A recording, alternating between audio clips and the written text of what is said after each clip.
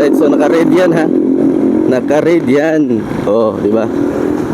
Meron kang nag-left turn, di ba? Alright, okay kayo. Naka-red yan, 56 seconds. Right, so pupunta tayo dito sa mga daanan ng Tagum City na bawal mag-right turn. Let's go. So unahin natin dito sa nandito tayo sa Abad Santos City. Abad Santos City. Abad Santos Street. All right.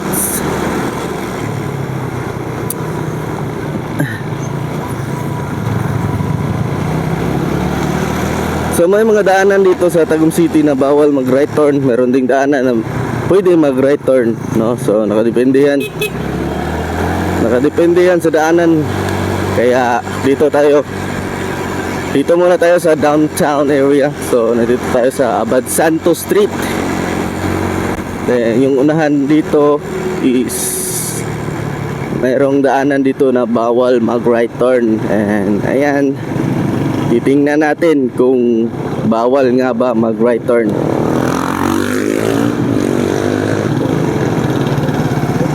Sabi nila bawal lang daw yan kapag merong nakakita. Kapag merong TMO. So dito tayo sa Quezon Street. Quezon Street pa to. Right, so ito po yung daanan dito sa Quezon Street. Bawal dito mag right turn. Right, so naka-red yan ha. Naka-red yan. Oh, di ba? Meron kang nag-left turn, di ba? Alright, okay kayo. Bahala siya diha. Oh, di ba? Naka-red yan 56 seconds, pero bahala siya.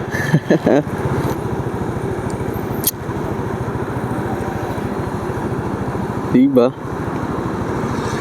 Oh, yan, katulad yan. Merong nag-right turn, pero wala nakalagay nga pwede mag-right turn.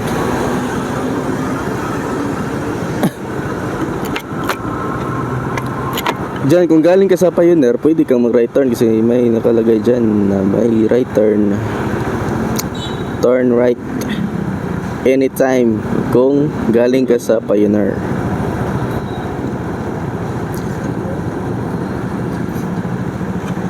"12 seconds, 11 seconds, 8 seconds, 3, 2, 1, let's go." Diba ang galing?